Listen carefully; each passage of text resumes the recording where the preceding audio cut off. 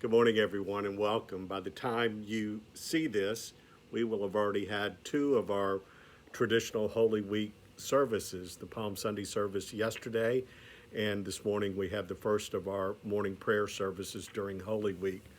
We will continue to live stream morning prayer tomorrow and Wednesday at 7:30 a.m. On Wednesday evening, in place of our regular Wednesday services, it's our tradition to walk together the Stations of the Cross, and we will do that this year. The Station of the Cross are recorded. It's a recorded video. I really couldn't figure out a way to do that without involving too many people or kind of making it look too cheesy. So we have recorded it. It is from the church, and you can look at it at any time, but it really would be cool if we could all make plans to look at it together at 6 o'clock on Wednesday night like we normally do. And there's just something about us all knowing that we're watching at the same time that makes it as close as we can get to being together. Also, we have our service of Maundy Thursday at 6 p.m. on Thursday, and our Good Friday service at noon will be live streamed. So I know it's only Monday, but having to do all that we do differently during these times seems to me to be just the perfect opportunity to maybe be more present, more fully present over the course of Holy Week, to walk those steps of Jesus and to more completely find ourselves in this last week of his life and into those he touched and encountered during the week. And of course, I hope that all of you will make plans to join us next Sunday for our Easter Sunday services online at 10:30 a.m. I hate it that we won't be together on Easter Sunday and that the church won't be filled to overflowing with so many of you whose smiling faces I love. But that doesn't lessen the celebration of our faith, Christ's victory over death. And even though we can't be together, I hope that we will embrace that victory, knowing that nothing, not even this terrible pandemic, can separate us from God's love and from our love for each other.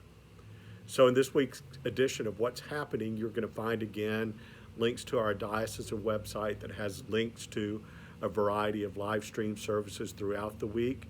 You'll also find similar things, similar links on the Episcopal Church website at episcopalchurch.org. This week we've added links to all the services that are being live streamed by Trinity Wall Street in New York. I am finding that the Faith at Home link to be a really useful and valuable resource for me. And also don't forget that on our website you're going to find Godly Play links with Miss Liz and news and links and resources from AJ for our youth.